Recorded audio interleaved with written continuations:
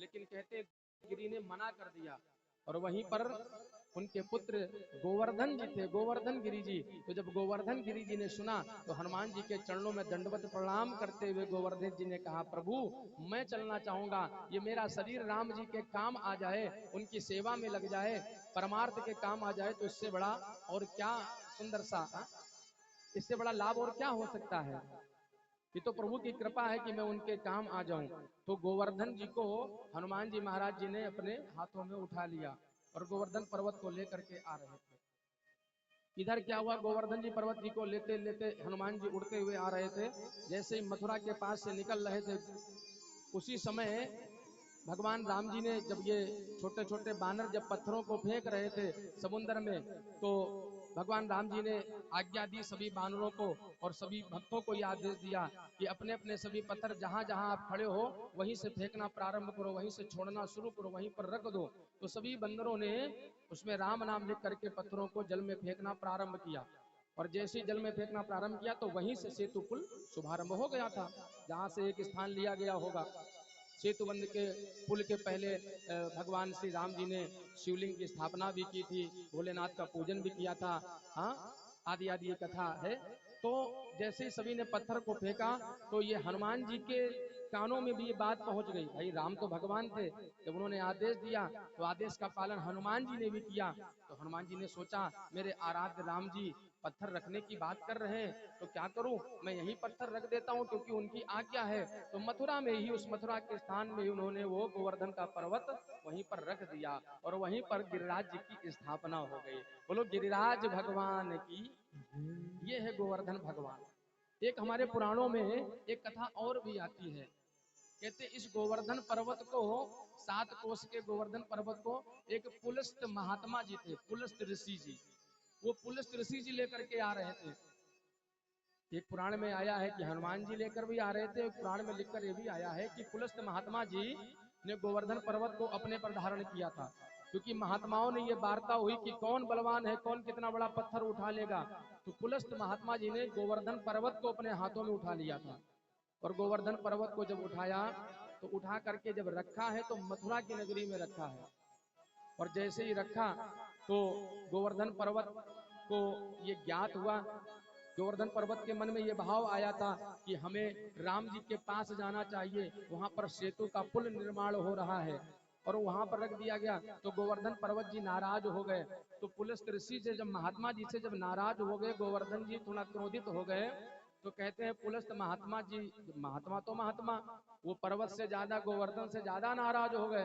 तो उन्होंने गोवर्धन को श्राप दे दिया था।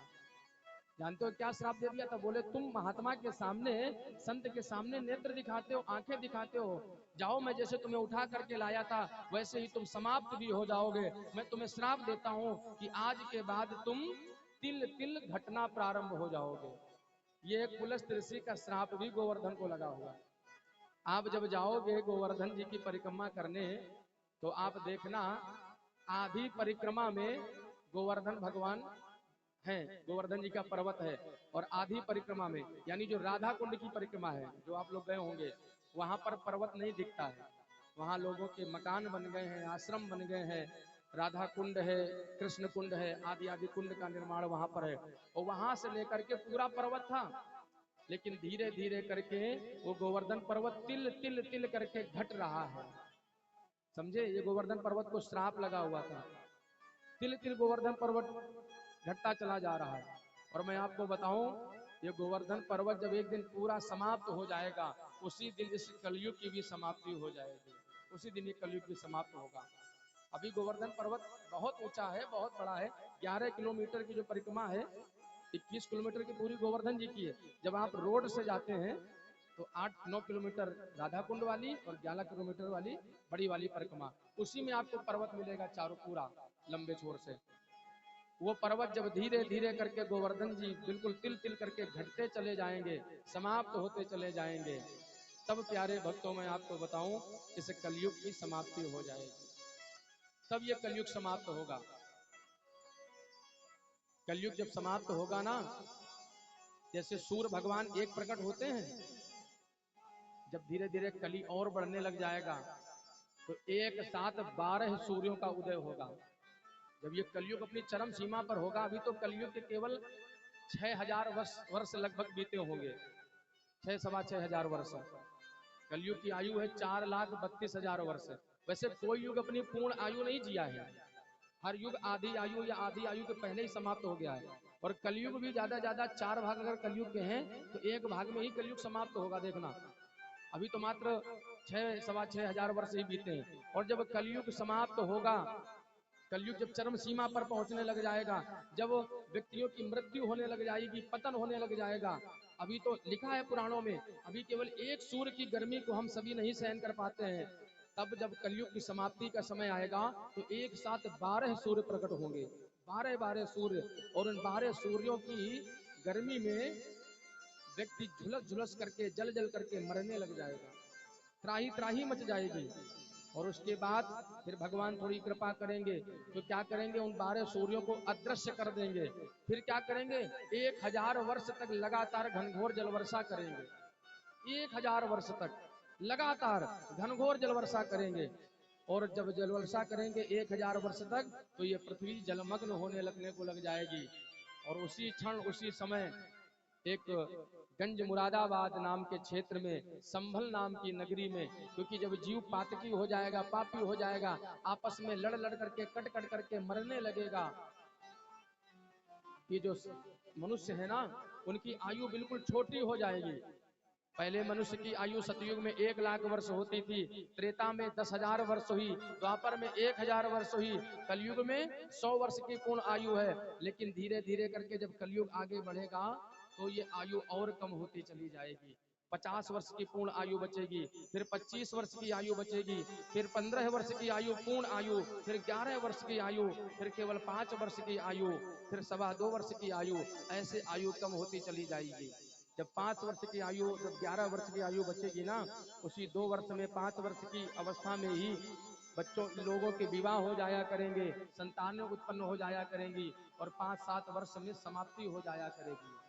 अभी कलयुग सतयुग में मनुष्यों की जो लंबाई होती थी वो 21 फीट की होती थी, त्रेता युग में 15 फीट की हुई, द्वापर युग में 11 फुट की, कलयुग में 7 फुट की पूर्ण लंबाई थी। लेकिन धीरे धीरे आप देख रहे होंगे लंबाई घट रही है, कोई 6.5 फुट, कोई 6 फुट, कोई 5.5 फुट, कोई 5, कोई 4 फुट, कोई 3 फुट का मिल जाता है, बौना देखा होगा। और जब कलयुग और समाप्ति की ओर जाएगा तो 1-1 फुट के, आधे फुट के लोग, यहाँ तक कि जब कलयुग चरम सीमा पर पहुंचेगा तो आप जो देखते हैं ना, ये घास उगी हुई है ना, इस छोटी छोटी घास में वो छोटा छोटा जीव,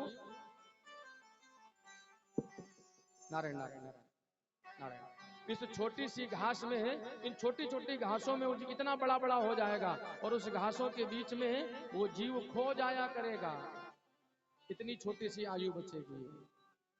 पता है आपको, जब भगवान श्री कृष्ण जाने लगे थे ना, भगवान श्री कृष्ण के पैरों में जब बहेलिया ने बाण मारा था, और तब सामने कौन था उनके, अर्जुन भैया जी थे। तो भगवान श्री कृष्ण ने जाते जाते, मरते मरते अर्जुन भैया से कहा था, थोड़ा बैठा दो उसको, है, अर्जुन भैया से कहा था क्या, अर्जुन ने अर्जुन को कलयुग के विषय की जानकारी मेरे भगवान ने दे दी थी अर्जुन को, उसी द्वापर युग में। क्या कहा कि क्या तुम्हें पता है ऐ अर्जुन, मेरा द्वापर जाने वाला है। और अब क्या आएगा, अन्याय और पापों से भरा, अन्याय और अधर्म से भरा, अब कलयुग आने वाला है, अब कलयुग आने वाला है, अब कलयुग आने वाला है, अब कलयुग आने वाला है। क्या तुम्हें पता है ऐ अर्जुन, ये द्वापर जाने वाला है, क्या तुम्हें पता है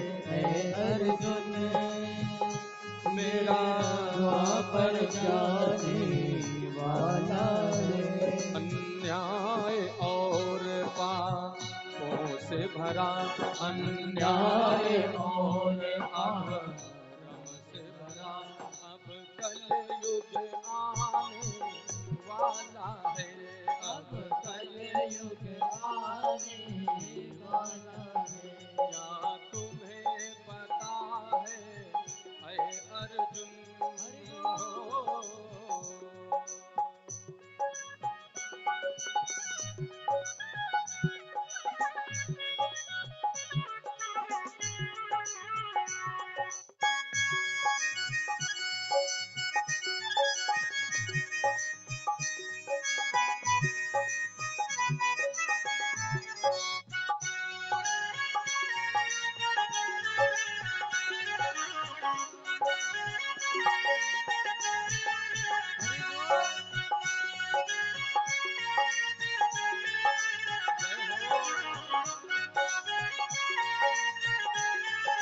जरा सुनना, भगवान ने कहा अर्जुन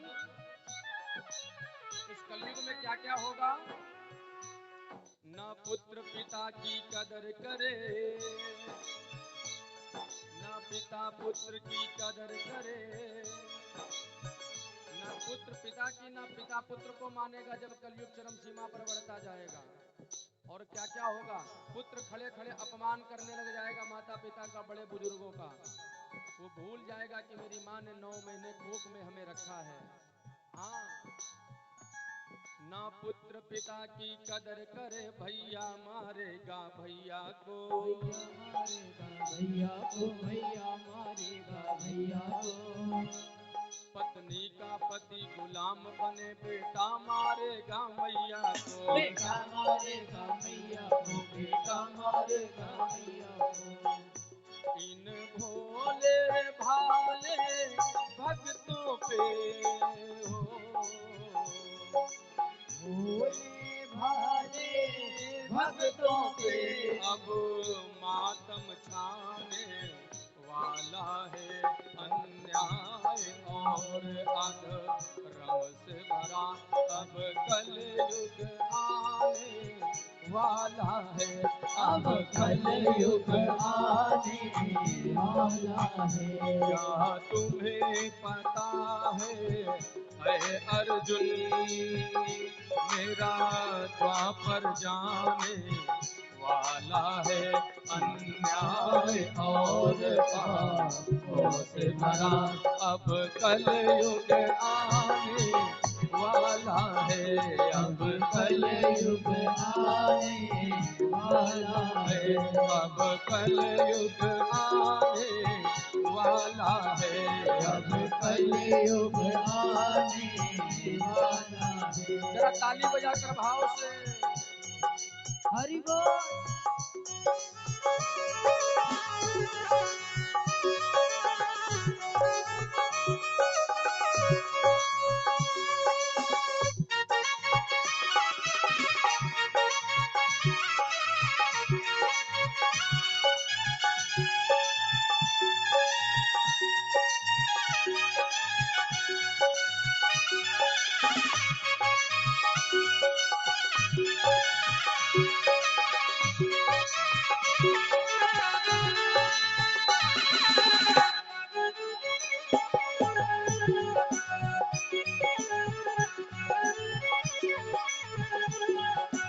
और सुनना, भगवान कहते हैं अर्जुन इस कलयुग में क्या क्या होगा? ज्ञानी की कोई कदर नहीं, जो ज्ञानी लोग होंगे ना वो घर में बेचारे बैठे रहेंगे, और जो अज्ञानी लोग होंगे, पंडित वही जो गाल बजावा, हाँ, वो जो अज्ञानी होंगे, जो ढकोसला फैलाए होंगे, जो आडंबर फैलाए होंगे, वो पूजे जा रहे होंगे। कलयुग की प्रधानता होगी।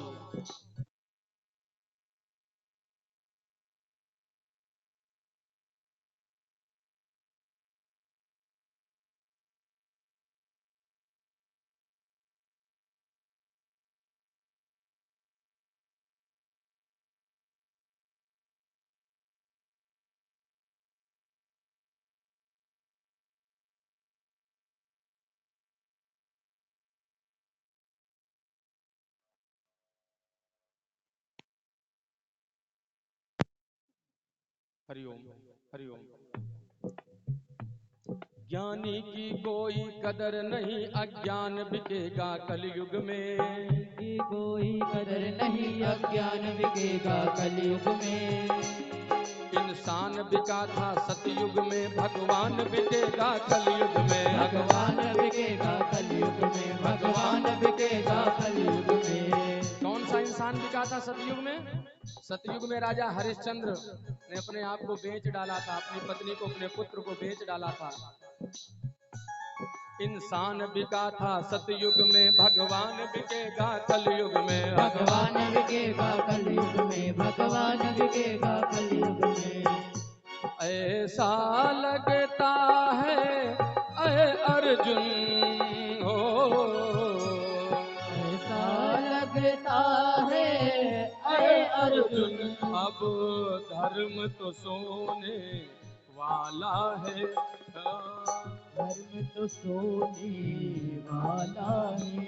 अन्याय और पापों से भरा अब कलयुग आने वाला है, अब कलयुग आने वाला है। क्या तुम्हें पता है ऐ अर्जुन, पर जाने वाला है, अन्याय और पापों से भरा फिर कलयुग आने वाला है, अब कलयुग आने वाला है, अब कलयुग आने वाला है। बोलिए भक्त वत्सल भगवान की जय हो। ये होगा कलयुग में। मानो भगवान श्री कृष्ण ने समस्त ब्रजवासियों को उस द्वापर युग में अपने ब्रजमंडल में गिरिराज भगवान के पूजन के लिए सभी को उत्साहित किया। और सभी ब्रजवासी, क्योंकि ब्रजवासियों ने पूछा कि प्रभु एक बात बताओ लाला, जो तुम कहते हो कि इंद्र हमें दर्शन नहीं दिया आज तक, तो क्या तुम्हारा गिरिराज हमें दर्शन देगा? बोले बिल्कुल, हम है ना, जरूर दर्शन देगा। स्वयं एक तरफ भगवान जी गोवर्धन बन गए थे, भगवान बन गए थे, गिरिराज जी बन गए थे, और एक तरफ सभी ब्रजवासियों के साथ पूजन करने के लिए भी वहां पर पधारे थे। यानी आप ही पूजें और आप पूजावें। सभी ब्रजवासियों को लेकर के पहुंचे, और कल आप सभी लोगों ने गिरिराज भगवान का साक्षात दर्शन भी किया, और गिरिराज भगवान का बड़ा ही दिव्य रूप से मंगल में उनका पूजन भी संपन्न किया, और गिरिराज जी को भोग लगाया सभी लोगों ने। गिरिराज, अच्छा आपको पता है एक बात मुझे याद आ गई है कि भगवान को कितना भोग लगता है हमारे बांके बिहारी जी को, गिरिराज जी को कितना भोग लगता है? 56 प्रकार का भोग। कभी आपने ये सुना कि माता दुर्गा जी को 56 प्रकार का भोग लग रहा है, भगवान शंकर जी को 56 प्रकार का भोग लग रहा है, या हनुमान जी को 56 प्रकार का भोग लग रहा है? किसी देवताओं के आगे 56 भोग नहीं लगाया जाता है, लेकिन 56 भोग लगता है किनको? बांके बिहारी जी को, राम जी को, गोविंद जी को, ठाकुर जी को। क्यों? क्योंकि जो पुराणों में ऐसा आया है कि भगवान गिरिराज जी को कहते, जब भी इंद्र कुपित होगा और भगवान ने, कन्हैया जी ने गिरिराज जी को अपनी कन्नी उंगली पर उठा करके रखा था। तो कितने दिन तक उठा करके रखा था? 7 दिनों तक। 7 वर्ष के भगवान कन्हैया थे, और 7 दिनों तक गिरिराज जी को धारण करके रखा था। और जो 7 दिनों तक जब गिरिराज जी को धारण करके रखा था, तो 7 दिन तक मेरे कन्हैया ने ना तो कुछ खाया था और ना ही कुछ पिया था, यानी व्रत ही रहे थे एक प्रकार से। कोई भी अन्न का प्राशन नहीं किया, ना भोग पाया, ना जल पिया, ना माखन खाया, ना दूध पिया, ना छाछ पी, ना दही पाया, कुछ भी नहीं खाया था। तो मेरी माता यशोदा रानी को बड़ी चिंता होती थी, क्योंकि माता यशोदा रानी अपने लाला को जब छोटा था ना, रोज क्या करती थी? प्रसाद पवाया करती थी, भोजन पवाया करती थी, मिष्ठान भोग पवाया करती थी, भोग लगाया करती थी लाला को। और कितने बार लगाती थी पता है? दिन भर में कम से कम 8 बार। दिन भर में कम से कम 8 बार। लाला सुबह उठते हैं, उठते ही सबसे पहले माखन, थोड़ी देर बाद फिर लाला के लिए बढ़िया नाश्ता आ जाता है अपने गोद में बिठला करके, फिर लाला के लिए गैया का दूध, कभी अपना दूध पिलाया, कभी सुरभि का दूध पिलाया, कभी माखन खवाया, कभी दही के साथ में, कभी वो क्या बोलते हैं उधर की तरफ एक चूड़ा चूड़ा खिलाया जाता है, दही चूड़ा, दही चूड़े का एक भोग होता है, दही चूड़ा खिलाया गया, कभी कुछ खिलाया गया।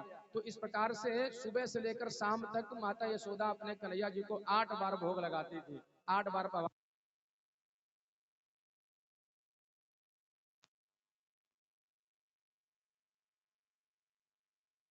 क्या करो, ये क्या फिर डिस्टर्ब होता है यहाँ। बेटा शक्तिमान, अब वहां से हटाना नहीं, जनरेटर चालू कर दो, ठीक है, वरना लंबी चोटी जो की हो ना तो वहीं पर तुमको भी बदमाश कहीं का। यहाँ लाइव चल रहा है, लाइव प्रसारण चल रहा है, तुम बार बार हटाते हो। जनरेटर चलने दो वहां पर, और हटाओ तो बता करके हटाओ वहां से। लंबी चुटैया के घूम रहा है। बोलो भक्त वत्सल भगवान की। बीच में डिस्टर्ब होता है ना, प्रसंग बोल रहे हैं अचानक से बंद हो गया और चैनल भी बंद हो जाता है वहां से। लाइव प्रसारण हो रहा है, कोई खेल मजाक थोड़ी नहीं हो रहा है। एक बार दोनों हाथ उठाकर बोलो राधे कृष्णा।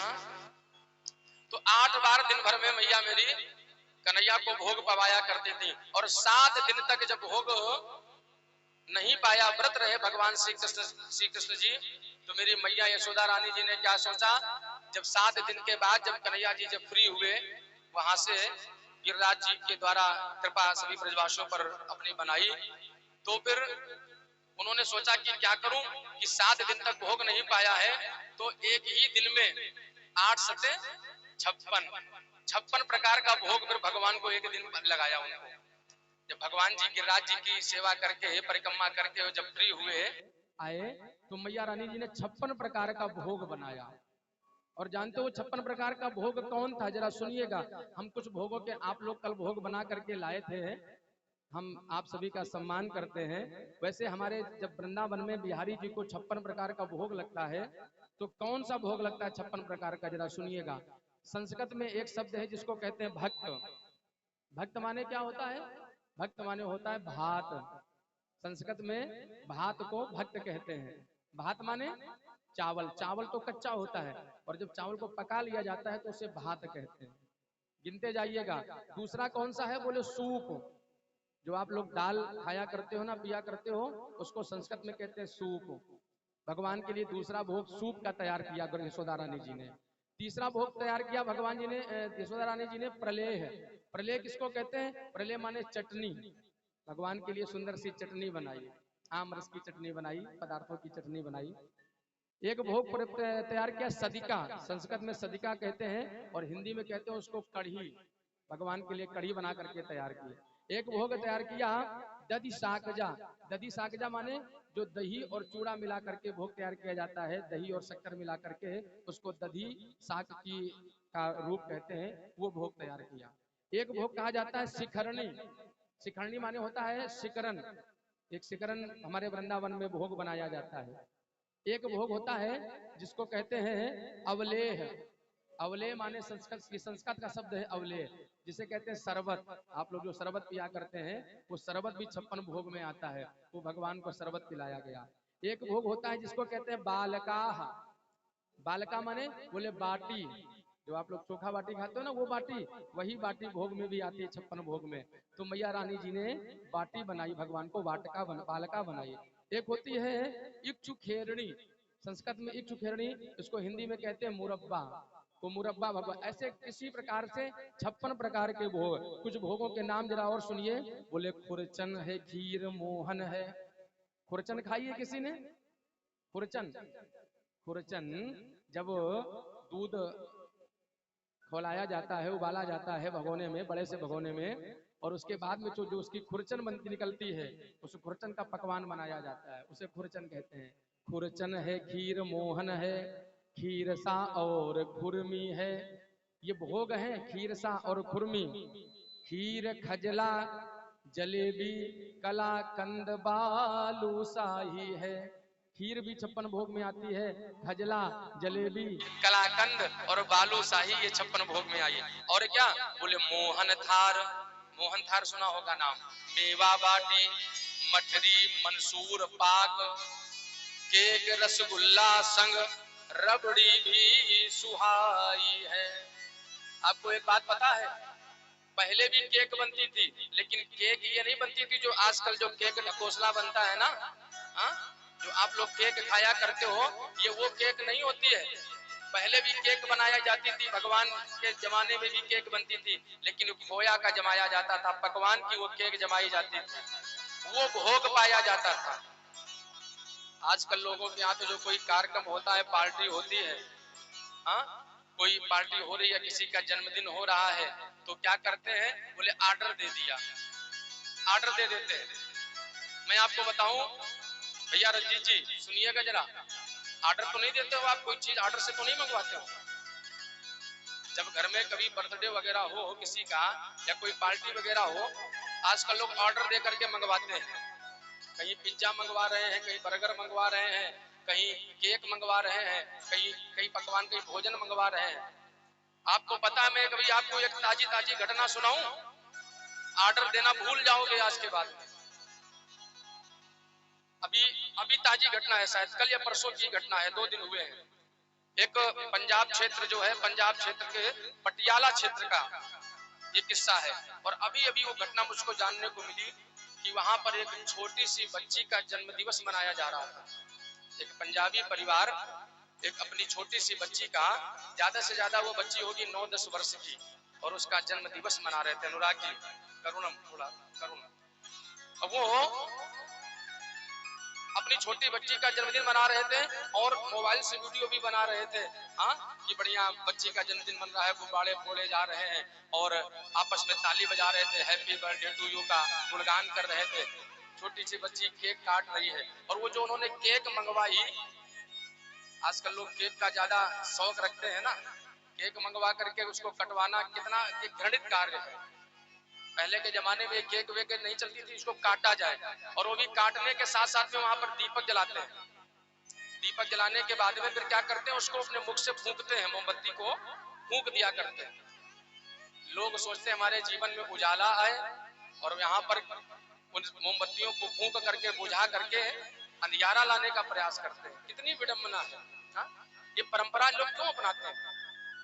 अब वो मैं बताऊं, पंजाबी परिवार की वो बच्ची, वो परिवार अपना जन्मदिन मना रही थी, और उसने जो केक का ऑर्डर दिया था, वो केक किससे ऑर्डर दिया था पता है? एक कोई जोमेटो करके कंपनी है, एक स्विगी कंपनी है, जोमेटो कंपनी है, ये सब कंपनियां आजकल बताइए, अब ये कंपनियां चल गई हैं जो ये सारी वस्तुओं को बनाया करती हैं। आप देख लीजिएगा, अभी आ जाएगा न्यूज में, सब में घटना मुझे जानने को मिली। मैंने वृंदावन में अपने अभी बातचीत हो रही थी हमारे गुरु भाई जी से, तो वहाँ की घटना मिली। एक मेरे यजमान जी बेंगलोर, वहाँ पर गुड़गांव में रहते हैं, तो ऐसे बातचीत हुई, तो उनके द्वारा पता चला। तो मैं इसलिए बोल रहा हूँ इस चीज को, आजकल खान पान की वस्तुएं जो बाहर से मंगवाई जाती, ऑर्डर दी जाती, कितनी दूषित होती है। अब उस बच्ची ने केक को काटा, केक काटने के बाद में सभी लोगों ने उस बच्ची को थोड़ा थोड़ा केक खिलाया। आजकल लोग केक खिलाते हैं और इधर उधर लगाते हैं, तो केक खिलाया, और केक खिलाने के बाद में सभी ने भी केक खाई, थोड़ी थोड़ी बच्ची ने जिसको अपने हाथों से खिलाई। कहते हैं थोड़ी ही देर बाद, 15 मिनट बाद, आधे घंटे बाद, 1 घंटे बाद, जितने घर के सदस्य थे, उसकी माँ, उसके पिताजी, उसकी दादी, और यहाँ तक कि उस बिटिया के, उस बेटी की एक बहन भी थी, उससे बड़ी बहन, उन सभी लोगों के पेट खराब हो गए, उन पेट में पीड़ा शुरू हो गई, पेट में दर्द शुरू हो गया।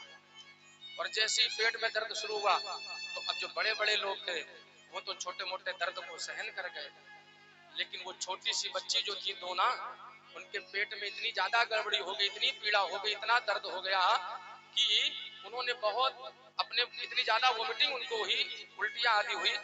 माँ बाप ने सोचा हो सकता है कुछ उल्टा सीधा कोई चीज खा ली होगी, या नाच गा लिया है ज्यादा, तो इसलिए ऐसा कुछ दर्द हो गया होगा, वोमिटिंग हो गई। कभी कभी बच्चों को हो जाती है, तो कुछ दवाई मेडिकल स्टोर से 1-2 टेबलेट ला करके उनको दे दी गई। थोड़ा सा बच्चे को रिलैक्स मिल गया, तो बच्चों ने आराम कर लिया, सो गए। लेकिन जैसे ही सुबह हुई, जब सुबह हुई ना, तो एक बच्ची जो जिसका जन्मदिन मन रहा था, जिसका जन्मदिन उस दिन मनाया गया था, जब सुबह उसकी माँ उसको जगाने गई, जब देखा कि बेटी बहुत देर से उठी नहीं है, और जब बेटी को उठाने का प्रयास किया, टच करने का प्रयास किया, जैसे ही छुआ, तो उस बेटी का पूरा शरीर ठंडा पड़ गया था, और वो बेटी अपने प्राणों को छोड़ चुकी है। उस बेटी के प्राण निकल गए, और जल्दी जल्दी माँ बाप उस बेटी को लेकर के गाड़ी में लेकर के तुरंत हॉस्पिटल गए। हॉस्पिटल ले जाकर के उसके कई टेस्ट चेकअप, आजकल तो डॉक्टर लोग भी तुरंत वेंटिलेटर पर रखते हैं, जबकि उसके अंदर प्राण नहीं थे, फिर भी उसके चेकअप हुए, जांच हुई, ये हुआ वो हुआ, और आधा 1 घंटे 2 घंटे बाद आकर के जवाब दे दिया माता पिता को, I am very sorry, I am really sorry. हाँ, अब प्राण नहीं है उस बच्चे के अंदर। जानने पर जब पता चला, जब उसकी इंक्वायरी हुई, तो पता चला कि जो केक उन्होंने जोमेटो कंपनी से मंगवाया था, उस केक के द्वारा उस बच्ची की जान गई। सभी के पेट खराब हुए थे और सभी ने वो थोड़ी थोड़ी केक खाई थी। अब आप बताइए, ऑर्डर दे करके ये चीजें मंगवाई जाती हैं, कितनी दूषित होती हैं, ना जाने कब की बनी हुई होती हैं, ना जाने कब की निर्मित हुई वस्तुएं हैं, और हम बड़ी शौक के साथ में क्या मंगवाते हैं, बोले पिज्जा मंगवा ले, हाँ, बर्गर मंगवा ले, इडली मंगवा ले, डोसा मंगवा ले। अरे राम राम, हमारे पुराने जमाने के लोग कहा करते थे, जो दाल रोटी सब्जी चावल खाया करता है ना, उससे जल्दी जल्दी कोई रोग नहीं होता था। और आजकल के लोग जो रोगी हो रहे हैं, जिनके पेट खराब हो रहे हैं, उधर डिस्टर्ब हो रहे हैं, उसका कारण क्या है? जाते हैं, मैं किसी को दोष नहीं दे रहा हूँ कि आप लोग अपनी दुकान अगर शायद लगाते हो, हाँ, ये आजकल सब जो फास्ट फूड की इतनी ज्यादा दुकानें हो गई हैं, ये अभी आप जवान हैं, याद रख लेना, अभी आपकी युवावस्था है, अभी आपकी जवानी है, अभी तो आप इन चाउमीन को, ये दुनिया भर का डोसा बर्गर जो आप खाते हैं ना, इसको अभी तो आप पचा ले जाएंगे, झेल जाएंगे, लेकिन जब उम्र बढ़ेगी ना, तो फिर जब आपकी जो आंतें हैं ना, वो कमजोर होने लग जाएंगी, आपका उदर, आपका लीवर धीरे धीरे डैमेज होने लग जाएगा, और जब लीवर कमजोर हो जाएगा, काम नहीं करेगा, तो फिर आप मृत्यु के समीप जल्दी पहुंच जाएंगे। हाँ? इसलिए उल्टी सीधे चीजें कभी मत खाइए, खाना है तो अच्छी वस्तुओं का सेवन करो, हाँ? अच्छे भोज्य पदार्थ पाओ, बढ़िया सा गेहूं का आटा, बाजरे का आटा, जुंडी का आटा, ये जो आटे चला करते थे ना, आजकल लोग ये कोई आटा घर में रखते ही नहीं है, मक्के के आटे, हाँ, ये मक्के का आटा, ये आजकल कोई खाता ही नहीं है। ये आटा चला करता था, पुराने लोग जब खाया करते थे तो देखो कभी बीमार नहीं हुआ करते थे, उनका कभी कोई पीड़ा नहीं होती थी, कोई रोग नहीं होता था। अब आप जरा सोचो, हाँ, कि उस बेचारी बच्ची का जिस दिन जन्मदिन, जन्म की कामना उसकी हो रही हो, जन्मदिन की कामना मनाई जा रही हो, जन्मदिन मनाया जा रहा हो, उसको जन्मदिन की वर्षगांठ के रूप में उसको लोग हैप्पी बर्थडे का बोल करके उसको आशीर्वाद दे रहे हो, हाँ? उसको आशीर्वाद दिया जा रहा हो, क्या पता था कि वो दिन उस बच्ची का आखिरी दिन होगा, और उसने केक खाने के बाद वो बच्ची सदा सदा के लिए बेचारी अपने प्राणों का त्याग कर दिया और सदा सदा के लिए सो गई। तो मैं विरोध करता हूँ, ऐसे जोमेटो हो, चाहे स्विगी हो, चाहे दुनिया भर के जितने भी ये सब चली हैं कंपनियां, मैं विरोध करता हूँ। ये दीपक दास विरोध करता है कि कभी भी आप लेने जाओ, आप सामान को लेने जाना है, अपने आगे बनवाओ, भैया आप, मैं 15 मिनट बैठ जाऊंगा, आधा घंटा बैठ जाऊंगा, कोई केक बनानी है तो आप अपने सामने उसको निर्माण करवाओ, भोजन पैक करवाना तो अपने सामने आप देखो, ताजा भोजन, पता चला कि 2 दिन का भोजन केमिकल मिला करके, दवाई मिला करके आपको पैक कर दिया गया, और उसमें थोड़ी खुशबू डाल दी गई, और आपने बढ़िया, अरे हमारे तो ऑर्डर देने पर आ गया। हाँ? आपको एक बात बताऊं, आजकल लोग पिज्जा खाने के बड़े शौकीन हो रहे हैं।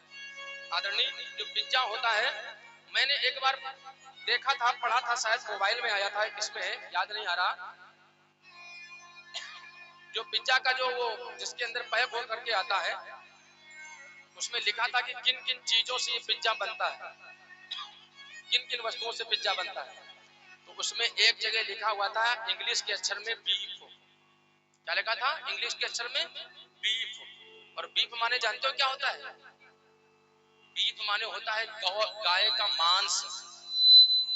हाँ, ये ऐसी ऐसी कंपनियां हैं जो ये अभक्ष्य भोजन बना करके आप सभी लोगों को अपवित्र करना चाहती हैं, आप सभी लोगों को दूषित करना चाहती हैं, और आप सभी मूढ़मंद होकर के, मंद बुद्धि होकर के उन वस्तुओं का सेवन कर रहे हो।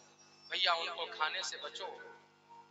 हाँ, सच बताऊं, मैंने आज तक कभी ये चाउमीन बर्गर डोसा, ये चिल्ली विल्ली क्या क्या जो सब चली दुनिया भर के नाम भी नहीं मेरे को पता, पिज्जा पिज्जा, ये सब आज तक जीवन में मैंने कभी, हाँ, देख भले लिए हो, कभी आर्टी पार्टी गए हो तो देखा हो, लेकिन कभी मैंने उनका भक्षण नहीं किया। मैं मंच के माध्यम से सत्य बता रहा हूँ, कभी आज तक मैंने उन्हें नहीं खाया होगा। और मैं लोगों को ये सलाह भी दिया करता हूँ कि भैया इनको खाने का प्रयास मत करना, अगर अपने आप को रोगी बनाना है तो खाना, हाँ पाना है तो भगवान को जो भोग लगाए जाते हैं वो 56 भोग पाओ।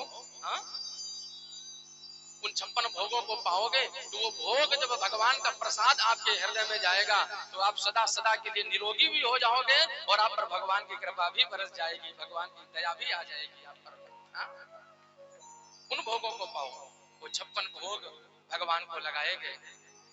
इधर क्या हुआ, आज गिरिराज भगवान जी का पूजन करने के लिए सभी लोग जब पधारे तो सभी लोग पूजन कर रहे थे, सभी ने स्नान कराया गिरिराज भगवान को। तो सभी ब्रजवासियों ने क्या किया कि अब जब भोग लगा दिया जाता है तो भोग लगाने के बाद में फिर जल भी पिलाया जाता है। तो जल पिलाने के लिए 150, 100, 200 ब्रजवासी दौड़े दौड़े गोप गाले गए और जमुना नदी से जल भर करके ले आए और गिरिराज जी पर डाल दिया, उड़ेल दिया और बैठ गए। कन्हैया से बोले लाला हम 100-200 बाल्टी 100-200 घड़े लेकर के भर के तो आए, लेकिन तुम्हारे गिरिराज की तो मूंछों गीली नहीं भई, इतने लंबे गिरिराज, हाँ इनको तो नको गीलो नहीं भयो, लाला हमारी तो कमर टेढ़ी है गई। तो कन्हैया बोले तो फिर तुम लोग क्या चाहते हो? कन्हैया तो गोप वालों ने कहा लाला हम ये चाहें कि यहीं पर जल प्रकट है जावे। तो कन्हैया ने कहा ये बात है तो सभी लोग गिरिराज जी से प्रार्थना करो, ये गिरिराज जी को अगर भगवान माना है तो यही यहाँ पर जल भी प्रकट कर लेंगे। तो सभी लोगों ने गिरिराज भगवान से प्रार्थना करी है और जैसे हाथ जोड़कर प्रार्थना करने लगे उसी समय वहां पर मानसी गंगा महारानी प्रकट हो गई। बोलो मानसी गंगा मैया की।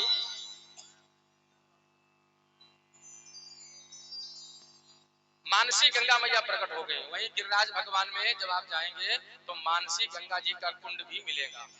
ध्यान से सुनिएगा, मानसी गंगा महारानी, कभी स्नान किया है मानसी गंगा में? जो गिरिराज जी जाना तो डुबकी जरूर लगाना, तैर लेना तो भीतर जाना, वरना सीढ़ियां बनी है, जंजीर बनी है, पकड़ करके वहीं डुबकी लगाना। वो मानसी गंगा मैया का जो कुंड है बहुत बड़ा सा, वो बहुत, उनकी सतह बहुत गहरी है, बहुत गहरी है। कहते हैं कि वैज्ञानिक लोग पता नहीं लगा पाए थे, बड़े बड़े वैज्ञानिक आगे तब जाकर के पता लग पाया था उनकी सतह का, इतनी गहरी सतह है उस कुंड की। तो मानसी गंगा मैया प्रकट हो गई और सभी ब्रजवासियों ने जल भर भर करके गिरिराज जी का स्नान करने लगे। हाँ, गिरिराज जी का स्नान करवाने लगे और सभी लोग ब्रजवासियों की जय घोष करते हैं।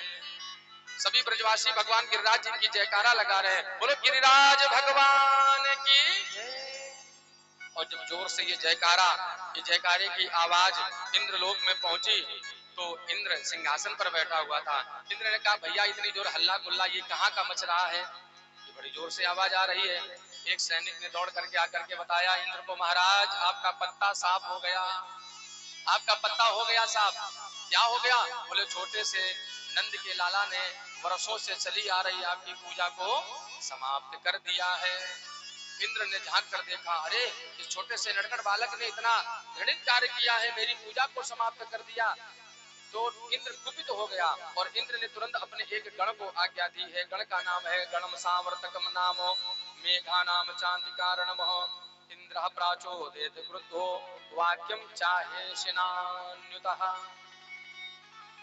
एक सावर्तक नाम का गण प्रकट हो गया और सावर्तक गण बड़ी जोर से देखते देखते, ब्रजवासी तो पूजन कर रहे हैं गिरिराज जी का और यहाँ पर बड़ी जोर से क्या हुआ कि बड़ी जोर से बिजली कड़कने लगी, बादल गरजने लगे, तड़ तड़ करके बिजली कड़कने लगी, बादल गरजने लगे और घनघोर जल वर्षा प्रारंभ हो गई।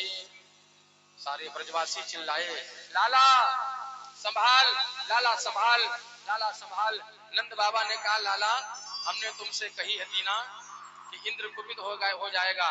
ब्रजवासियों ने कहा क्यों रे लाला, पूरे तेने तो गजब ढाई दियो, हाँ तेने गिरिराज जी को पूजन तो करवायो लेकिन देख इंद्र की लीला, अब क्या होगा। इतनी घनघोर जलवर्षा प्रारंभ हो गई। कन्हैया ने कहा हम सभी ने इन गिरिराज जी का पूजन किया है तो यही गिरिराज जी हम सबकी रक्षा भी करेंगे। आओ हम सभी गिरिराज जी से प्रार्थना करते हैं। और सभी ब्रजवासियों ने गिरिराज जी की प्रार्थना करी कि गिरिराज धरण हम हैं तेरी शरण, गिरिराज धरण हम हैं तेरी तेरी शरण गिरिराज धरण हम हैं तेरी शरण गिरिराज धरण हम हैं तेरी शरण गिरिराज धरण हम हैं तेरी शरण तेरी शरण हो कान्हा तेरी शरण तेरी शरण हो कान्हा तेरी शरण गिरिराज धरण हम हैं तेरी शरण गिरिराज गिरिराज धरण हम हैं तेरी। मैं आपको बताऊं, आज जैसे ही सावर्तकगण ने घनघोर जल वर्षा करी ना, तो सभी ब्रजवासियों ने कन्हैया के साथ, कन्हैया कहते कन्हैया, केवल कन्हैया ही गिरिराज जी को अपनी कन्या उंगली पर धारण किए हुए थे, धारण करने जा रहे थे, लेकिन सारे ब्रजवासियों को आभास न होने पाए कि केवल ये जो कृष्ण है ये कौन है, ये साक्षात भगवान है क्या, जो हमारे बीच में लाला बन करके, गोविंद बन करके क्रीड़ा कर रहे हैं, लीला कर रहे हैं। इसलिए भगवान ने सारे ब्रजवासियों की लकुटियां लगवाई हैं, लाठियां लगवाई हैं, बांस बल्ली लगवाए हैं, और ब्रजवासियों से, हजारों लाखों ब्रजवासियों से कहा, आओ हम सभी गिरिराज जी को उठाएं और गिरिराज जी को उठा करके इनकी छत्र छाया में इनको छाता बना करके इनकी शरण में आ जाए। सभी ब्रजवासियों ने अपनी लाठी लगाई, लकुटियां लगाई और सभी अपनी बांस बल्ली लगाई, और भगवान ने गिरिराज जी को अपनी कन्नी उंगली पर धारण कर लिया। भगवान का एक नाम पड़ गया गिरधर। बोलो गिरधारी भगवान की। इत्युक्तेन हस्तेन कृत्वा गोवर्धनाचलम् दधार लीलया कृष्ण क्षत्राकमिव बालकः। 7 वर्ष के छोटे से बालक ने, अर्थात 7 वर्ष के कन्हैया ने गिरिराज भगवान को अपनी कन्नी उंगली पर धारण कर लिया है। गोवर्धन धारणे कियो लीलाधर ब्रजना मोर मुकुट धर वेणुधर गिरधर बन गए आज, गिरधर बन गए आज। भगवान गिरधर बन गए हैं और सभी ब्रजवासियों को बुलाया, आओ ब्रजवासियों सभी शरण में आ जाओ, आओ सभी गोपिकाओं सभी शरण में आ जाओ, आओ गैया बचिया बछड़े नंद बाबा यशोदा रानी सभी को गिरिराज जी की शरण में ले लिया। और मैं आपको एक आश्चर्य की बात बताऊं, जब पहले हम छोटे थे ना, तो लोग हमसे प्रश्न किया करते थे, कहते थे महाराज वो स्थान बताओ जहां पानी बरस तो रहा था लेकिन धरती सूखी पड़ी थी। पानी बरस रहा था भैया जी और धरती सूखी पड़ी थी। एक प्रश्न और किया करते थे, बोले बारात जा रही थी, दूल्हा तो बारात में था ही नहीं। हाँ, ऐसे ऐसे प्रश्न लोग करते थे। जब ग्रंथों को हमने पढ़ा तब जाना कि पानी तो बरस रहा था, इंद्र घनघोर जल वर्षा करवा रहा था, लेकिन ब्रज मंडल में, उस ब्रज की धरती में जल की एक भी बूंद नहीं पड़ रही है। ब्रजवासियों को दिखाई पड़ रहा है कि पानी बरस रहा है, झमाझम पानी गिर रहा है, आंधी चल रही, तूफान चल रहे हैं, बिजली कड़क रही है, सब कुछ, लेकिन उस ब्रजमंडल में धरती पर जल की एक भी बूंद नहीं है। भगवान की लीला थी, वो ब्रजमंडल का स्थान है। बारात जा रही थी और दूल्हा, बताओ कोई है ऐसी बारात जहां बारात जा रही हो दूल्हा साथ में ही ना हो? बताओ है कोई ऐसी बारात? बोले थी। किसकी बारात थी? भगवान राम जी की बारात लेकर के दशरथ जी महाराज गए, और राम जी तो पहले ही जनकपुरी में विराजे हुए थे जब बारात जा रही थी। तो आज ब्रजमंडल में जल की एक भी बूंद नहीं पड़ रही है। 1 दिन हो गया, 2 दिन हो गया, 4 दिन, 5 दिन, 6 दिन, 7 दिन जल वर्षा घन, तो जल कहाँ जा रहा है? मैं बताऊं आपको, भगवान श्री कृष्ण ने अपने बलराम जी को, बड़े भैया जी को आज्ञा दी, हे शेषावतारी, तुम अपने फनों के द्वारा एक सरोवर बनाओ, एक नाला बनाओ, और उस फनों के द्वारा पूरे जल को समेट लो अपने फनों के नाले के रूप में, और जल को एक स्थान पर गिराओ, और उसका आगे मैं सोचता हूँ कि जल वो कहाँ गिरेगा। बलराम जी ने, दाऊ जी ने कहा प्रभु जल जहाँ गिराऊंगा वहां भी तो तालाब बन जाएगा, वहां तो नदियां बन जाएगी, नदी भर जाएगी, वहां तो समुद्र बन जाएगा जहाँ 7 दिन का जल गिरेगा 24 घंटे लगातार। भगवान ने कहा मैं वहां पर एक बाबा जी बिठला दूंगा और वो बाबा जी आकर के जल का पान करेंगे। कन्हैया ने कहा, बलराम जी ने कहा कौन से बाबा? तो कन्हैया ने कहा वो अगस्त मुनि जी होंगे। अगस्त मुनि को आज्ञा दी और जब जल जहां से गिर रहा था एक स्रोत में नाले के रूप में जिस स्थान पर बाहर ब्रज के बाहर वहां बैठे एक महात्मा जी जिनका नाम है अगस्त महात्मा जी, और वो अगस्त महात्मा जी क्या कर रहे हैं? कुंजली लगा करके पानी पी रहे हैं। आप बताओ कोई इतना भी प्यासा होगा? कोई प्यासा होगा तो 1 लीटर पानी पी लेगा, अरे 2 लीटर पी लेगा भैया।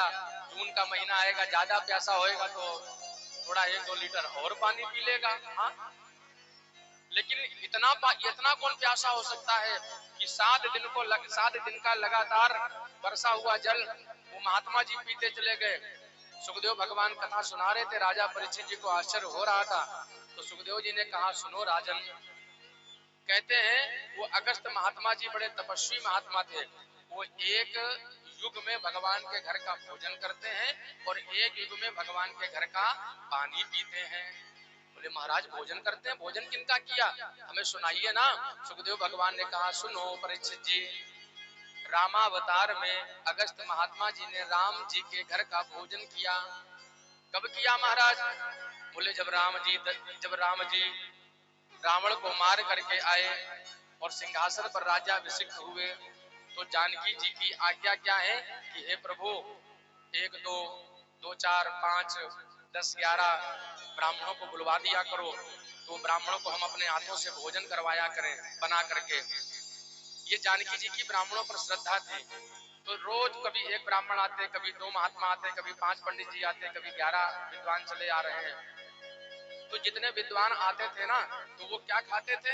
कहीं 2 पूड़ियां खाई, कहीं 4 पूड़ियां, कहीं 5 पूड़ियां, ज्यादा से ज्यादा, क्योंकि उन विद्वानों के ब्राह्मणों के और भी निमंत्रण लगे रहते थे। आज उस राजा के यहाँ जाना है, आज वहाँ फलाने के यहाँ जाना है, सभी जगह निमंत्रण पाना है। भाई सभी जगह जाएंगे तो सभी जगह दक्षिणा वक्षिणा मिलेगी, तो ये भाव रहता था, ये कामना रहती थी। तो जानकी जी ने राम जी से कहा आप पंडित जी तो बुलवाते हो लेकिन वो भोजन ज्यादा करते ही नहीं है, बस 2 पूड़ियां खाई और खा करके उड़ जाते हैं। अरे कोई ऐसे पंडित जी बुलवाओ, मैं इतनी श्रद्धा से वो भोजन बनाया करती हूँ, कम से कम प्रेम से भोजन पाए, तो कम से कम अच्छे से भोजन पकवान पाए। मैं 56 भोग बनाती हूँ और वो बस थोड़ा सा पाते हैं और उड़ करके दक्षिणा लेते हैं, चले जाते हैं। राम जी ने कहा देखो देवी, अगर मैंने कोई ऐसा बाबा बुलवा दिया और उसने देर तक बैठ करके खाया तो आप खिलाते खिलाते परेशान हो जाओगी। जानकी जी ने कहा मैं लक्ष्मी हूँ, मैं परेशान हो जाऊंगी, मैं आपकी पत्नी हूँ, धर्म पत्नी जानकी हूँ, मैं हताश हो जाऊंगी, मैं थक जाऊंगी। राम जी ने कहा तो ठीक है, आप ऐसे कह रही हो नहीं थकोगी तो ठीक है, मैं बुलवाता हूँ। राम जी ने तुरंत साधना में बैठे और अगस्त महात्मा जी को आज्ञा दी।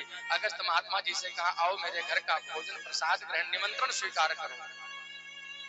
जैसे ही सुबह हुई अगस्त महात्मा जी दौड़े चले आए, दुबले पतले से महात्मा, और जानकी जी ने जैसे ही देखा, जानकी जी ने देखा बिल्कुल सूखे साखे महात्मा जी चले आ रहे हैं, हड्डियां दिखाई पड़ रही हैं। जानकी जी ने देखा, सीता जी ने कहा राम जी से ये कैसे बाबा जी हैं, कैसे पंडित जी इतने दुबले पतले से, ये कितना खाएंगे भला? 2 पूड़ियां ज्यादा खाएंगे, मैंने तो 56 भोग आज बनाया है, लेकिन ठीक है श्रद्धा से आए हैं, भोजन पवाऊंगी।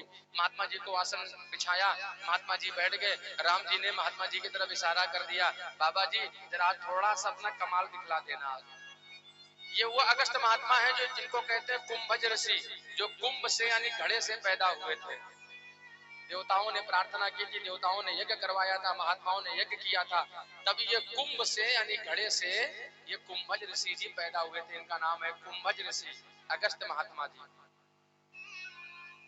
राम जी तो चले गए अपने सिंहासन की ओर और यहाँ जानकी जी ने बिठलाया। जानकी जी रसोई घर में गई और एक सुंदर सी चांदी की थाली लाई, 56 भोग सजाया, छोटी छोटी कटोरियां सजाई, अगस्त महात्मा जी के सामने रखा, पूड़ियां बना करके लाई, बोले महात्मा जी पाइए। अब महात्मा जी ने थाली को देखा तो देख देख करके हंसने लगे।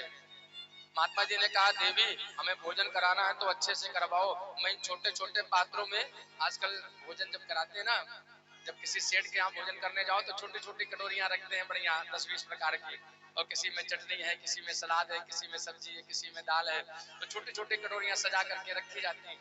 हाँ, तो पता चला उनमें अच्छी से हाथ भी ना हो पाए, तो छोटी छोटी कटोरियां देखी तो महात्मा जी ने देखा तो हंसने लगे, बोले देवी ये बताओ इन कटोरियों को मैं क्या करूं, छोटे छोटे पात्रों को अपनी आंख में डालूं कि नाक में डालूं कि कान में डालूं? कराना है देवी तो थोड़े बड़े बड़े, मैं पुराना बाबू, मैं देसी वाला बाबा हूँ, हाँ विदेशी बाबा नहीं हूँ, तो अच्छे से भोजन कराओ, बड़े बड़े पात्र लेकर के आओ। जानकी जी ने कहा चलो बाबा जी ने आज्ञा दी है तो बाबा जी प्रेम से भाव से भोजन करेंगे। तो बढ़िया सा बड़ा बड़ा सा पात्र सुंदर सा अनुराग जी सजाया और बड़े बड़े पात्रों में बढ़िया सा भोजन लगा करके तैयार करके जानकी जी ने परोसा। और जैसे ही भोजन प्रारंभ हुआ तो भोजन प्रारंभ होते होते भोजन करते करते अगस्त महात्मा जी को कम से कम 2 घंटा हो गया। भोजन कितनी देर तक चलता है? 5 मिनट, 7 मिनट, 10 मिनट, बहुत ज्यादा 15 मिनट, और ज्यादा कोई व्यक्ति धीरे धीरे पाएगा तो 20 मिनट। हाँ? और महात्मा जी को भोजन करते करते 2 घंटा हो गया और 2 घंटे में जानकी जी ने कम से कम 4 बार आटा गूंथा। जानकी जी रसोई से बाहर निकल कर आई, बोले महाराज जी आप हमें पहले से आज्ञा दे दीजिएगा, जल की व्यवस्था भी करनी होगी आपके लिए। महात्मा जी ने ऐसे सिर उठा करके जानकी की ओर देखा, बोले देवी तुम जल लाने को कह रही हो और अभी तो मेरा भोजन प्रारंभ भी नहीं हुआ है, अभी मेरा भोजन शुरू हुआ नहीं और जल पहले पिलाना चाहती हो। देखो देवी मुझे डिस्टर्ब मत करो, मैं प्रेम से भाव से भोजन करता हूँ, कोई मुझे डिस्टर्ब करता तो फिर मेरा भोजन करने में मन नहीं लगता है। अच्छा अच्छा महात्मा जी आप प्रेम से पाइए, मैं समझ गई। तुरंत गई रसोई में और समझ गई कि ये कोई पहुंचे हुए बाबा हैं। गणेश जी को आज्ञा दी, गणेश जी महाराज जी आ जाओ। और गणेश जी से बोले सुनो, जानकी जी ने कहा तुम रसोइया बन जाओ। आज गणेश जी विराट रसोइया बन गए। रिद्धि सिद्धि तुम आ जाओ, 9 निधियां सिद्धियां तुम भी आ जाओ। 9 निधियां आ गई, रिद्धि सिद्धि आ गई, शुभ लाभ आ गए। बोले सब लोग भोजन बनाने में लग जाओ और सब लोग भोजन परोसने में लग जाओ, सेवा में लग जाओ। क्यों?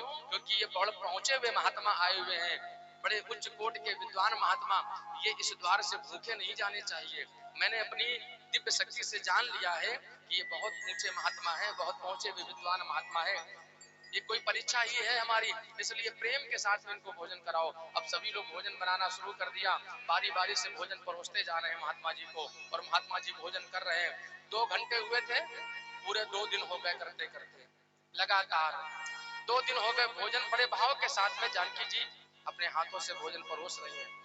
4 दिन हो गए, 8 दिन हो गए, लगातार भोजन महात्मा जी का चल रहा है। 10 दिन हो गए, 11 दिन हो गए।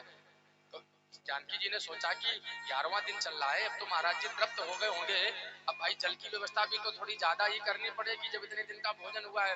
महात्मा जी के सामने बोले महात्मा जी क्षमा करना, बस मैं थोड़ा पूछने यही आई हूँ कि जल कुएं वाला पियोगे कि हैंडपंप वाला कि आरओ वाला? जल की व्यवस्था तो करनी पड़ेगी ना। महात्मा जी ने कहा देखो देवी अभी मुझे डकार वकार तो आई नहीं है और आप फिर भोजन में डिस्टर्ब करने चली आई हो। जब डकार आती है तभी तो व्यक्ति होता है कि हाँ भोजन से तृप्त हो गया, मुझे आराम से भोजन करने दो। जानकी जी फिर सिर झुका करके रसोई में आ गई, फिर सेवा में लग गई। 11 दिन हो गए, जानकी जी ने सोचा बस मैं भोजन ही कराती रहूं क्या। 12 दिन हो गए, 14 दिन हो गए, 15 दिन हो गए, 16 दिन हो गए, 17 दिन, 18वां दिन चल रहा था। ऐसा लिखा है हमारे पुराण में, 18वां दिन जानकी जी ने 9 निधियों से रिद्धि सिद्धि से कहा महात्मा जी की थाली में भोजन परोसती रहो, मैं बस अभी आई। जानकी जी दौड़ी दौड़ी गई राम जी के पास, राम जी सिंहासन में बैठे हुए थे। राम जी को धीरे से इशारे से बुलवाया, यहाँ आइए प्राणनाथ। राम जी उतर करके आए, राम जी से जानकी जी ने कहा ये बताओ ऐसे पंडित जी बुलवाए जाते हैं, ऐसे ब्राह्मण देवता बुलवाए जाते हैं? किसी यजमान की ब्राह्मण पर श्रद्धा होती है, हाँ भक्त लोग बुलवाते हैं अपने पंडित जी को, हमारे घर में भोजन हो, हमारे घर में ब्राह्मणों का भोजन हो, उन्हें प्रसाद हम जिमाएं, श्रद्धा से जिमाएं। अब पता चला पंडित जी तो अपने यजमान की श्रद्धा की टांग ही तोड़ दें। हाँ? ऐसा भोजन करें कि घंटों भोजन करते ही रहे और इनको तो 18 दिन हो गए इतना भोजन करते रहे। हाँ? ऐसे ब्राह्मण, अरे जानकी देवी तुम्ही ने तो कहा था कि कोई पहुंचे हुए बाबा बुलवाओ, तो हमने बुलवा दिए। जानकी जी बोली मैं तो क्षमा मांगती हूँ, मैंने ऐसा आपसे शब्द कहा, मैं तो हताश सी हो गई। जब जानकी जी पसीना पसीना हो गई, राम जी आए, महात्मा जी को इशारा किया, महात्मा जी तृप्त हो गए। महात्मा जी ने डकार ली, जानकी अब मेरे लिए जल की व्यवस्था करो। जानकी जी घुटने टेक करके हाथ जोड़कर बाबा जी से बोली, बाबा जब 18 दिन आपने भोजन करने में लगाया है तो 2-4-10 घड़े से तो काम चलना नहीं है, मैं ना पिला पाऊंगी जल। राम जी ने कहा, बाबा एक काम करो, आपने रामावतार में मेरे घर का भोजन किया है, अब तुम जाओ तपस्या करो, साधना में बैठ जाओ, और कृष्णावतार में जब कृष्ण का जन्म लूंगा, रूप लूंगा, और जब इंद्र कुपित होगा, क्रोधित होगा, जल वर्षा करेगा, 7 दिन तक लगातार जल वर्षा होगी, वो जल कहाँ जाएगा, उस जल को आकर बैठ करके तुम उसका पान करना, तुम उसे रसपान करना, और इस जल के अभाव से धरती को बचाना, अर्थात धरती की रक्षा करना। आज वही महात्मा जी बैठे हैं और क्या कर रहे हैं, जल का पान कर रहे हैं। 7 दिन तक लगातार गिरिराज भगवान को धारण करके रखा है। इंद्र ने सोचा कि अब तो ये पूरा ब्रजमंडल पानी की धार में बह गया होगा। इंद्र ने अपने गण को आदेश दिया, बोले जाओ देखो जाकर के, अब तो पूरा ब्रजमंडल पूरा चारों तरफ जल ही जल होगा, सब त्राही त्राही हो रही होगी, सब नाश हो गया होगा। एक गण ने आकर के दौड़ करके जब देखा तो बताया आकर के, महाराज महाराज वहां ब्रजमंडल में तो धूल उड़ रही है, वहां तो जल की एक भी बूंद नहीं पड़ रही। देवराज का हो चला जब शिथिल उपाय तमाम, छाया में गिरिराज की था अब सब ब्रज धाम। 7 दिवस तक इस तरह छिड़ा रहा संग्राम, और बाहर भी घनश्याम थे और भीतर भी घनश्याम। बैठे विराजे, बाहर भी घनश्याम और भीतर भी घनश्याम, मेरे भगवान जी बाहर भी विराजमान है और भीतर भी। मैया बैठिए बैठिए, सभी लोग विराजे। हाँ, कुर्सी में बैठ जाइए या वहां बैठ जाइए। हाँ। बाहर भी घनश्याम थे और भीतर भी घनश्याम।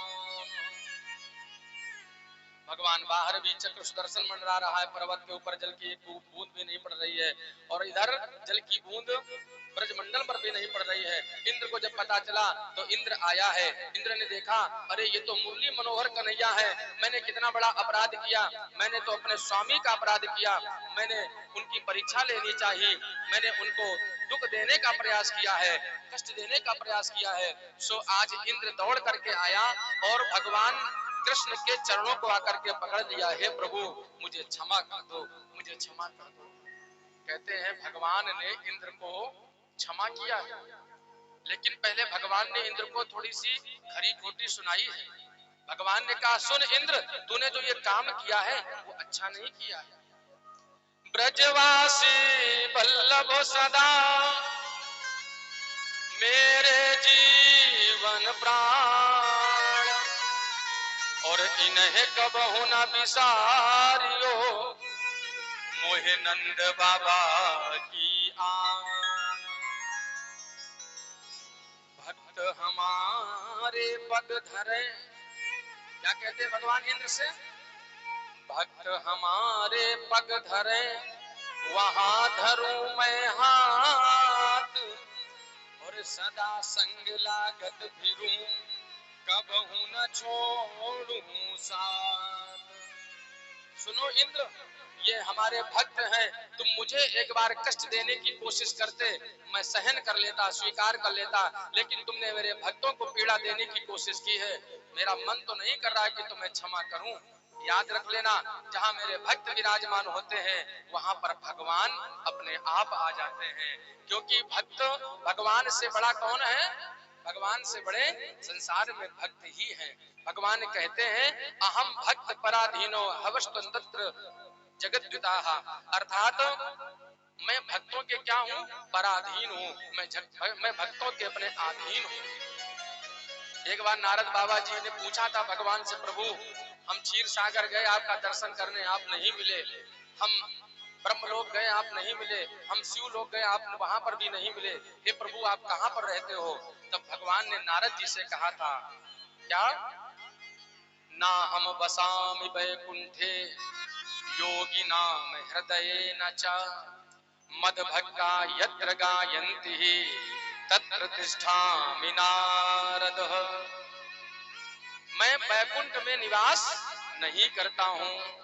हे नारद सुनो, मैं ब्रह्मलोक में शिवलोक में निवास नहीं करता हूँ। मैं कहाँ रहता हूँ? जहाँ हमारे भक्त रहते हैं। हे नारद मैं वहां पर बैठ जाता हूँ। जहाँ मेरे भक्तों का संगम होता है, जहाँ मेरे भक्तों का जमावड़ा लगा होता है, मैं वहां पर दौड़ा चला आता हूँ और अपने भक्तों पर अपने चरणों की कृपा बरसा देता हूँ।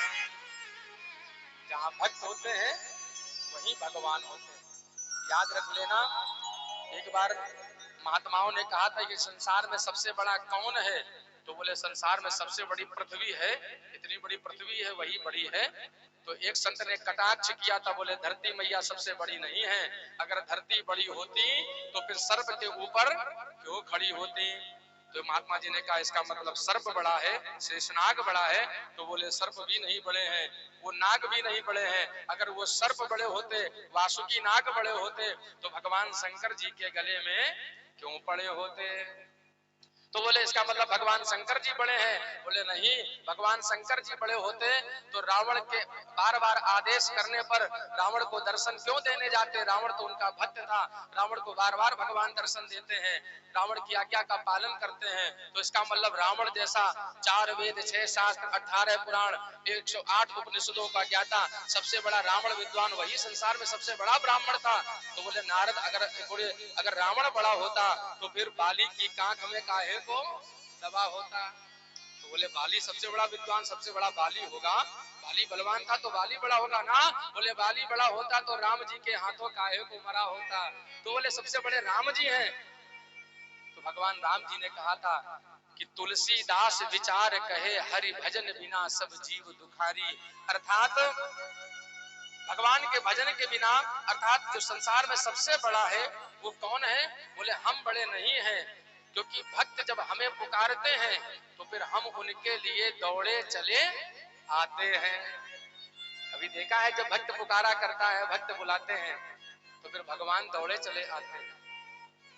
हमारे बीच में यशोदा नगर से धर्मप्रिय एक ऐसे सज्जन परिवार आए हुए हैं। अभी दिनांक 7 तारीख को भैया जी के यहाँ सुंदर सा दिव्य महारुद्राभिषेक होगा। आपका बड़ा भाव था कि महाराज जी कथा में हम आए, हमने समय दिया था और हमारे बीच में पधारे हैं। और देखो यही हमारी भक्ति है, हमारे कानों में पता चल जाए, हमारे हृदय में पता चल जाए कि भगवान की कथा यहाँ हो रही है, भगवान का पूजन, भगवान का रुद्राभिषेक, भगवान का दिव्य कार्य यहाँ हो रहा है, तो हमारा हृदय भगवान के चरणों में समर्पित हो जाना चाहिए। एक बार मीठी सी ताली बजा करके हमारे भैया जी का स्वागत करें, जिन्होंने अपना अमूल्य समय भगवान के चरणों में प्रदान किया है। बोलो भक्त वत्सल भगवान की जय हो। भगवान जी कहते हैं इंद्र ब्रजवासी वल्लभ सदा मेरे जीवन प्राण। ये जो ब्रजवासी है कौन है? ये मेरे जीवन प्राण है और मैं इन्हें कभी भूल नहीं सकता हूँ। हे इंद्र तुमने बहुत गलत कार्य किया है। तुमने क्या किया है इंद्र? तुमने अभिमान किया है, तुम इतने बलशाली हो गए। अरे तुम्हारे जैसे तुम्हारे जैसे न जाने कितने हजारों लाखों इंद्रों को तो मैं चुटकियों में बनाता हूँ, बना करके बिगाड़ दिया करता हूँ। इंद्र रोने लगा, इंद्र प्रार्थना करने लगा। भगवान जी कहते हैं, भगवान ने सोचा सबक सिखाएं इसको थोड़ा सा। भगवान जी कहते हैं सुन लेना इंद्र, कभी अभिमान मत करना। अगर तुमने अभिमान दिखाया तो याद रख लेना, परमात्मा अगर नाराज हो गया ना, क्योंकि परमात्मा जब खुश होता है तो छप्पड़ फाड़ करके देता है। आप लोगों ने सुना है ना ये कहावत कि भगवान जब भी देता छप्पड़ फाड़ के। क्यों? यही तो सुना है, ऊपर वाला जब भी देता छप्पड़ फाड़ के। लेकिन दूसरी लाइन नहीं सुनी है, जब लेता है तो बखिया उधेड़ के भी ले लेता है। इसलिए कभी ऐसा गलत कार्य मत करना, कभी पाप मार्ग में मत जाना, और कभी जीवन में चाहे जितना भी आपको सब कुछ मिल जाए, प्राप्त हो जाए, कभी छाती फुलाकर अभिमान मत करना। भगवान ने कहा है इंद्र कि कर खुश हो जाए सांवरा तो हर ठाट देता है, और ज्यादा उड़ने वालों के पर ये काट देता है। ज्यादा उड़ने वालों के पर ये काट देता है। ज्यादा उड़ने वालों के पर ये काट देता है। वो ज्यादा उड़ने वालों के पर ये काट देता है। गर खुश हो जाए सांवरा, गर खुश हो जाए सांवरा हर काट देता है। ज्यादा उड़ने वालों के पर ये काट देता है। वो ज्यादा उड़ने वालों के पर ये काट देता है। एक बार दोनों हाथ उठाकर ताली बजाकर हरि बोल जय हो।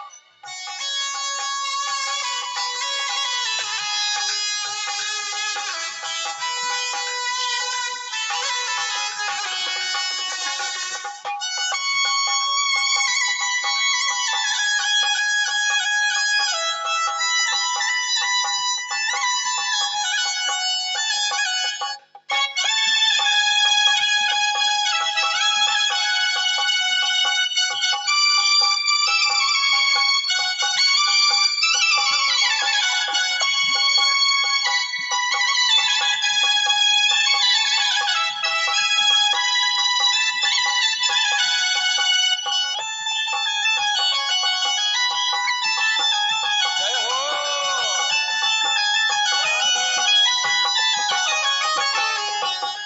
इसलिए जब भी भगवान के दर पर जाना तो कैसे जाना, जरा सुनिए। ये दास दीपक कृष्ण दास आपसे विनती करता है, प्रार्थना करता है कि जब भगवान के दर पर जाएं तो कैसे जाएं, जब भगवान की कथा सुनने जाएं तो कैसे जाएं। इस दर पे जब कभी आना, इस दर पे जब कभी आना और चाहो खुशियां पाना, और चाहो खुशियां पाना, बन करके सखा सुदामा चरणों में शीश झुकाना। बन करके सखा सुदामा चरणों में शीश झुकाना। ओ बन करके सखा सुदामा चरणों में शीश झुकाना। बन करके सखा सुदामा चरणों में शीश झुकाना। ये घर आंगन को, ये घर आंगन को धन दौलत से बांट देता है। ये घर आंगन को, आपके घर द्वार को धन दौलत से भर देता है, बांट देता है।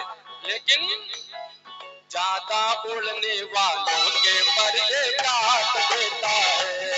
ज्यादा उड़ने वालों के पर ये काट देता है। हाँ, ज्यादा उड़ने वालों के पर ये काट देता है। ज्यादा उड़ने वालों के पर ये काट देता है। ये हर युग का अवतारी, ये हर युग का अवतारी, करता सबकी रखवाली, करता सबकी रखवाली।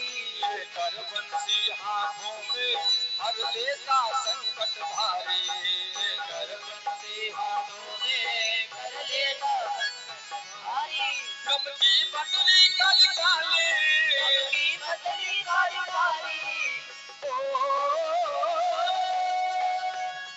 गम की बदरी काली काली, गम की बदरी काली काली, ये छाप देता है।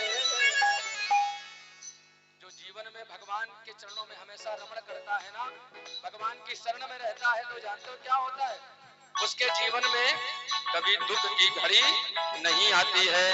और दुख की घड़ी आती भी है ना, तो भगवान उस दुख को सुख में परिवर्तन कर देते हैं, बदल देते हैं।